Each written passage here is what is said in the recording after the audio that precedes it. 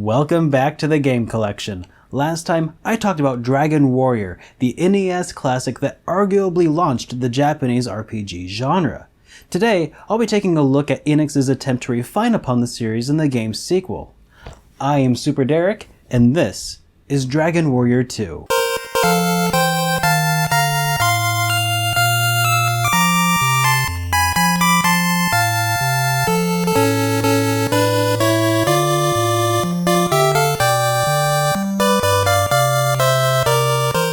Following the breakout success of Dragon Quest in Japan, the decision to rush to release another entry was a no-brainer, and less than a year later in Japan of '87, Dragon Quest II was unleashed upon Japan. Most of the staff from the first title was brought back to work on the sequel, most notably Chunsoft as developer, Yuji Horii as game designer, Koichi Sugiyama as the composer, and of course, Akira Toriyama.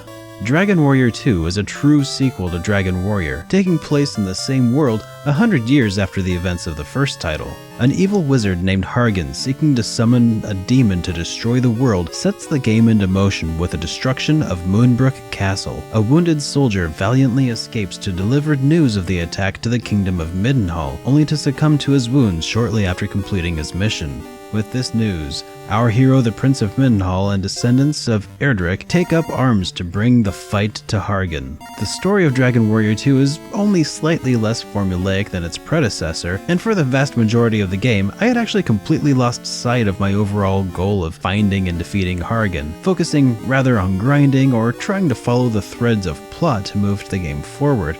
Suffice it to say right off the bat, if you're going to play Dragon Warrior 2 for the first time, it shouldn't be for the story, but from a purely technical perspective, 2 is vastly superior to the original. The world map is vast and takes minutes to circumnavigate by foot or by boat. There are multiple save points scattered among the multiple kingdoms, which are in turn scattered across several continents, including the entire continent in which the first game took place. The game introduces a simple party system with up to 3 characters of 3 different classes. Enemy encounters are much more dynamic now, allowing up to 8 enemies to fight at a time. Outside of battle, the archaic menu system has been further simplified as well. From a technical standpoint, Dragon Warrior 2 completely blows the first out of the water. Musically, Dragon Warrior 2 is also a giant leap forward. Not only does the game continue to create iconic chimes and songs that will be echoed throughout the rest of the series, but even the non-nostalgia-filled tracks are vastly improved over the first title. The overworld has a handful of tracks that all surpass the original overworld track from the first game, which also makes an appearance when you have to traverse the original continent of Alefgard, which was a pretty nice touch. You might not notice a huge improvement in the visuals, because in the West we received an enhanced port of both Dragon Quest 1 and 2,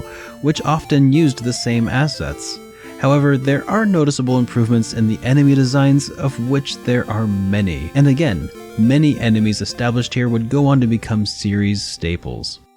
However, and it kills me to say this, Dragon Warrior 2 is exactly the game I was afraid Dragon Warrior 1 was going to be. Maybe even worse.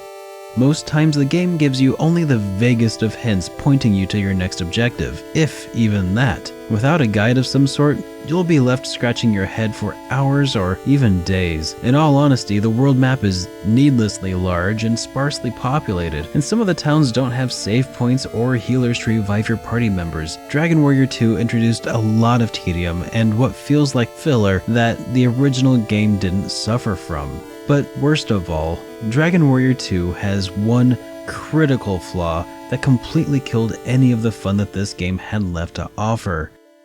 That's right, Dragon Warrior 2 contains one of the 7 deadly sins of RPGs, an unbalanced experience system.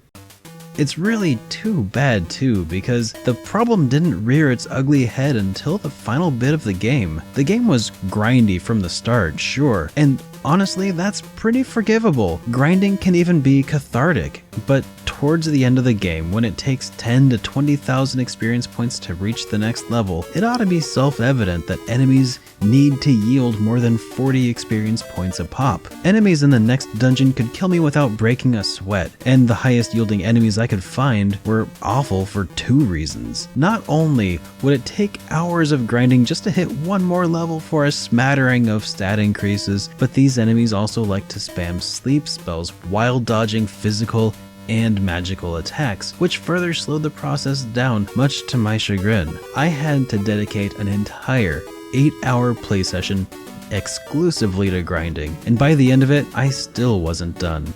Dragon Warrior 2 currently sells online for about $30 for a loose copy of the game.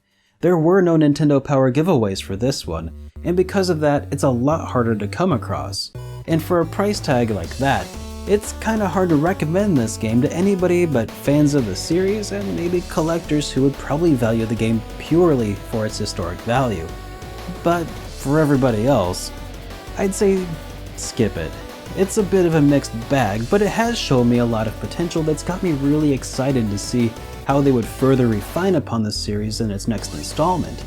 Which is probably a really good thing, because I'll be talking about Dragon Warrior 3 next time on the Game Collection.